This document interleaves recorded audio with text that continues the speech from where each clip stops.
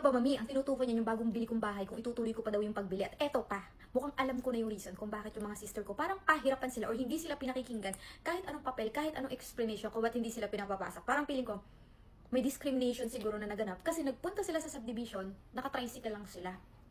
Kaya siguro, di ba alam mo naman, pag medyo mababa ka, kahit anong gawin mong paliwanag, kahit pa tumama ka, para bagang walang masyadong nakikinig sa'yo. Parang gano'n. So, feeling ko lang ha, feeling ko may ganung nangyari. Naka-tricycle lang pala sila, nag-ano sila na, parang namasahe, yung ganyan, nag-arkila lang ng tricycle. Siguro nung nakita naka-tricycle, parang, tinamad ng pakinggan. Di ba gano'n naman yung normally sa Pilipinas? Hindi ko alam, hindi naman lahat, pero normally gano'n. At dito naman sa tanong na kung tutuloy pa ba ako, well, cash ko siya binili. Baka nagastos na rin ng pera. At saka, Mima, kaya ko talaga binili yun ha. Bukod sa kailangan ko ng spare house para pag naglalayas ako, di ba nakwento ko naman dati. Actually, kasi nakita ko yung owner, medyo matanda na. Eh, parang gusto niya siguro enjoy na yung pera. Kaya sabi ko pa nga nun dati, sabi ko, God, bibilhin ko na to. Tapos sabi ko, hindi ako sure sa decision ko. Kasi hindi ko nga masyadong bet masyado. Pero sabi ko, at least sure ako na gusto ko maging happy yung matanda. Ayun yung nangyari noon. Tapos sabi ko, kayo nang bahala. Kung walang magiging problema, meaning dapat ko siyang ituloy.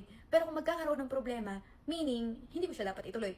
Eh natuloy. Kaso, nagka-problema after matuloy. Bakit?